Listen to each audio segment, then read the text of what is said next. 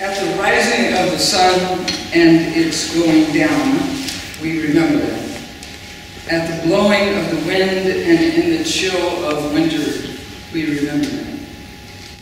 At the opening of buds and the rebirth of spring, we remember them. At the blueness of the skies and in the warmth of summer, we remember them. At the rustling of leaves and in the beauty of autumn, we remember them. When we are weary and in need of strength, we remember them. When we are lost and sick at heart, we remember them. When we have decisions that are difficult to make, we remember them. When we have joy we crave to share, we remember them. When we have achievements that are based on theirs, we remember them. For as long as we live, they too will live, for they are now a part of us as we remember them.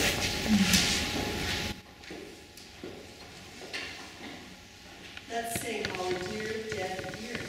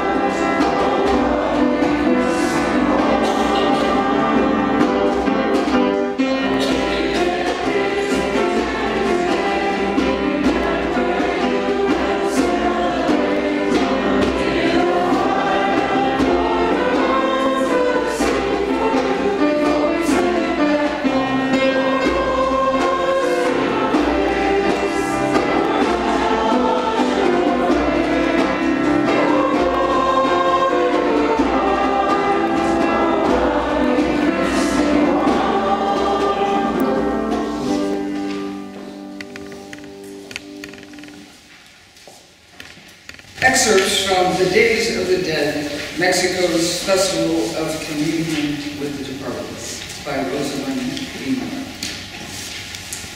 In Mexico, each autumn, the living invite their dead to join them in a festival of communion, to return home again, and for a few hours to sit by the hearth and warm their cold bones before returning to the land of the dead. The Days of the Dead are celebrated with a mixture of reverence for the departed, glory to make them happy upon their return, and mockery to defy the fear of death itself. As Maria Valenzuela says, Mexicans have a special relationship with death. They consider it the beginning of life. Like people everywhere, Mexicans fear death, but they also mock it, joke with it, tease it, dance with it, create art about it, and most of all, honor it publicly. Though details vary from region to region and village to village, the basic rituals remain strong, receiving the spirits of the dead at home, offering them food and drink, and communing with them beside their graves. On October 27th, the spirits of those with no survivors to greet them and no home to visit are received in some villages with bread and jugs of water hung outside houses and churches. On October 28th, those who died by accident, murder, or other violent means are offered food and drink. On the night of October 31, the dead children come home to visit. The little angels, they call them. By midday of November 1, however, they too must be gone right about now. Bells ring through the afternoon while the adults or the faithful dead arrive.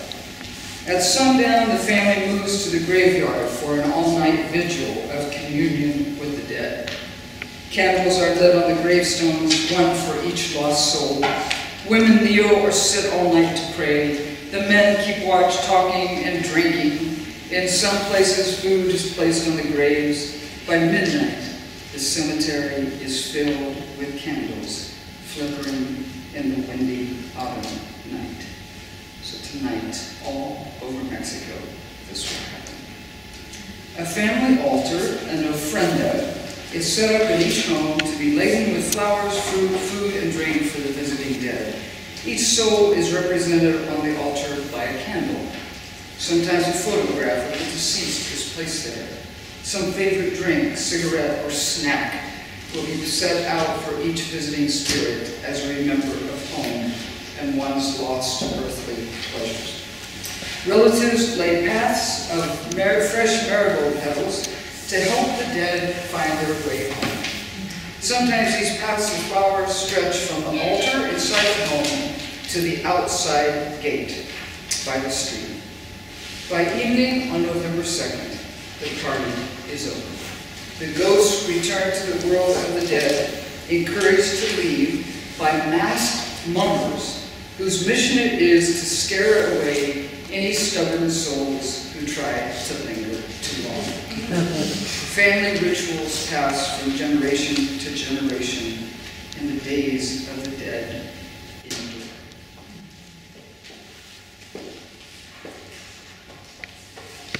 Oh, dear dead years.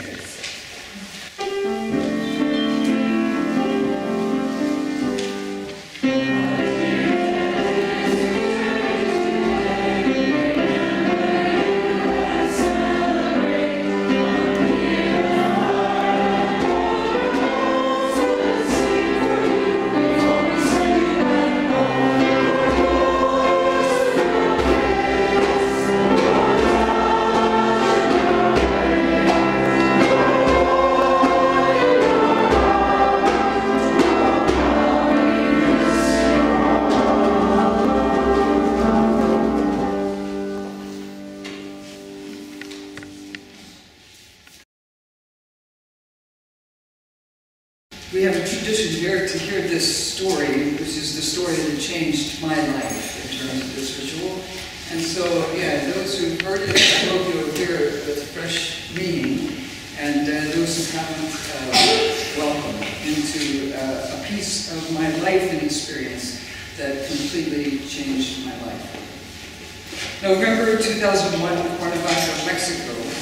I have come to celebrate Days of the Dead and to participate in an international conference. I entered the conference center and immediately walked over to where people are building an ofrenda, an altar to welcome those who have died home for a time. Each of one of us places sacred objects that we have brought on the ofrenda, all having to do with a loved one who has died. I quietly placed a picture of my mom, who died only 4 months before, and a pair of her favorite earrings. Others placed pictures, a tray of cigarettes, a bottle of tequila, a picture of Our Lady of Guadalupe, many loaves of bread, candy skulls, gourds, pumpkins, and treasured possessions. We spread then a path of marigolds out from the altar 8 to 10 feet. Then we quietly sit and we look at our created ofrenda, the altar we have built to commune with the departed. And we began to talk about what we each placed on the altar and the people we have lost. And so many of the wonderful things about their lives, funny things, touching things, real, honest things. One by one, each of us begins to cry. Some of us sobbing, actually. We sing, we talk, we sing some more, we cry. It is a kind of communion with the departed that I have never, ever experienced. The next day, we are taken in small groups to cemeteries all over the city and invited to walk quietly by ourselves into those cemeteries. I entered feeling a little awkward, a great deal awkward, actually, but honored to be there. There were graves with elaborate, colorful markers. There were graves that were simple mounds of growth. And then I sat down and simply watched. People of all ages were coming. They were carrying pails of water, paintbrushes and paint, hose to weed with, brushes to scrub with, soap. There were children riding bicycles in and among the graves. So much life. I once again found myself crying. But then I looked around and I was the only one crying. Everyone there was busy. Weeding and cleaning graves, decorating graves, talking with their neighbors, lighting candles and burning incense, engaged in so many acts of life. At one point, a dog climbed right up on a large, colorful blue tune, squatted and peed greatly. And I'll never forget that moment. At first, I was kind of horrified. Then it seemed the most natural thing in the world. How sanitized death is in my own cultural experience. How very earthy and natural it seemed to be there. I left completely speechless.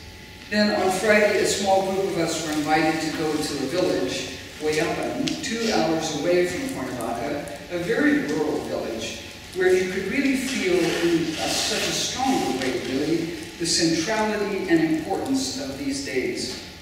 Because we were with Evie, a woman from that village, we went to the cemetery right in the center of town, and we walked until we found Evie's mother's grave. And then a few of us started beating the grave, and then Evie decorated it simply with flowers and a candle. For 3 hours,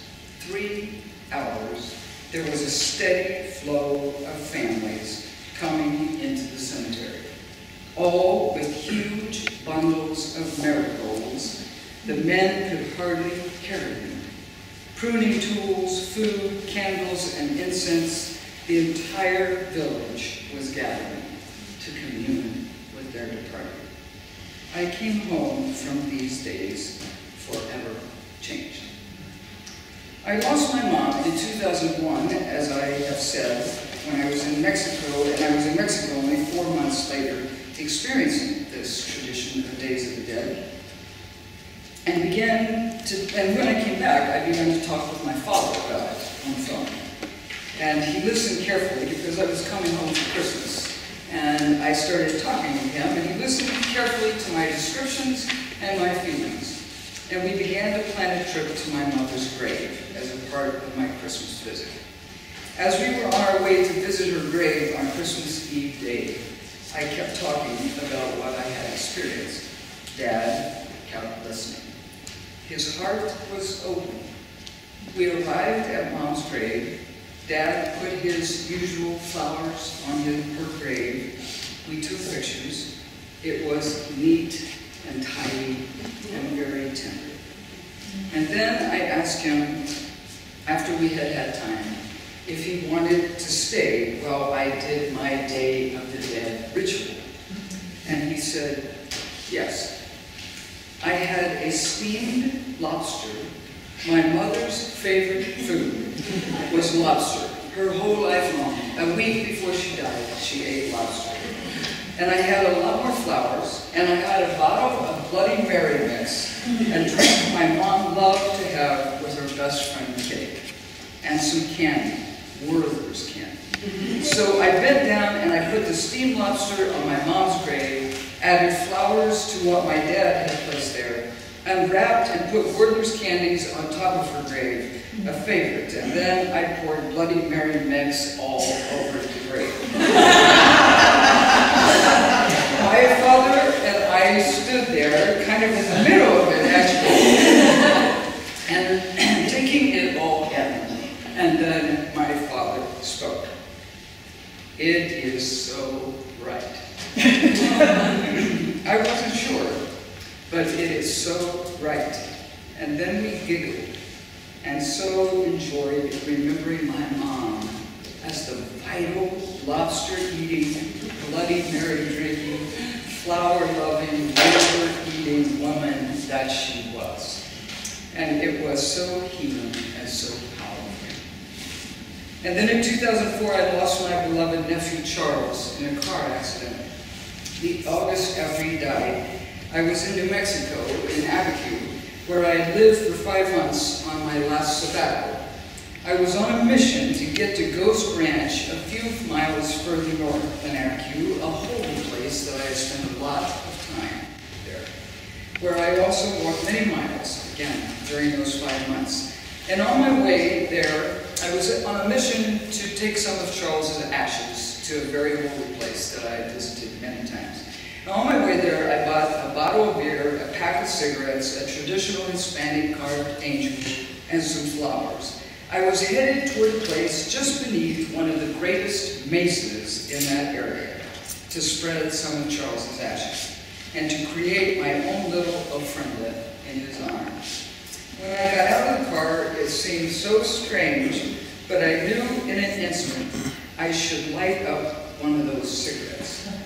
And so I did, and smoked it all the way up the trail to the place I wanted to reach, talking to him aloud in the evening air. It was poignant, for I knew he smoked, but he never smoked around me. And when I finally reached that beautiful place, I placed some of his ashes in that incredibly rich red earth, placed the angel on top of his ashes and the flowers, and cigarettes, covered it all up with earth, and poured a bottle of beer over it all. I have carried Charles's ashes to Guatemala, to Chiapas, Mexico, to El Salvador, to Provincetown. My dear friend Don Christensen has taken some of his ashes and spread them just outside Bethlehem. The ritual of taking a part of Charles to so many places he will never go has been a powerful experience again of communing with him over these years. And outside my home in Little Canada, I created a very large flower garden for my mom and Charles, and as I work in it, they are always there in a special way. It is my seasonal ofrenda, there to welcome them home, and neighbors stop by to ask me about it, and I have freely shared that it is a memorial garden for these two people I love so much. July 2006, my dad died, and when I came home from being gone from my home for weeks that summer, my neighbors gave me a lender's gift card so that I could add my father to the memorial garden. They must have known, again, that my father certainly needed to be a part of that garden. Besides placing one of his shoes in the garden, I bought a lantern. He was a railroader and carried a lantern his whole working life. For so many nights in August 2006, and even now in the summertime, I light a small candle to welcome him home for a time. It burns in the night, and all my neighbors know, and I know it is for him. And at some point, I will make a pilgrimage to his gravesite. Actually, I have. And it is hard to tell all the things that I will place on it. Actually, I did make a pilgrimage, and I put all his favorite food and all my mother's favorite food together. It was a sight. I have been deeply and profoundly changed by what I have learned from the people of Mexico. I have been trying to learn from them how to fear death, but also how to joke with it, tease with it, dance with it, create rituals of remembrance to honor the death of loved ones publicly. My invitation to you this year is to commune with your departed loved ones, to cook their favorite foods, to set them a place at the table, to build your own particular ofrenda with flowers and skulls and a bottle of beer or a glass of lemonade, to decorate your loved ones' graves with things they deeply loved in this life, to burn a candle in the night for them, to have a good, long visit with them, to sit around with family and friends and tell stories about them, to set aside a special time and to create a special space to welcome them home. One last thing, and then I want to invite you to say a word about what you brought. My good friend Don Christensen, who has co-led the trips that I have led, the Global Justice trips to many places, had a grandson that was born a few weeks ago and died a month and a day later. And his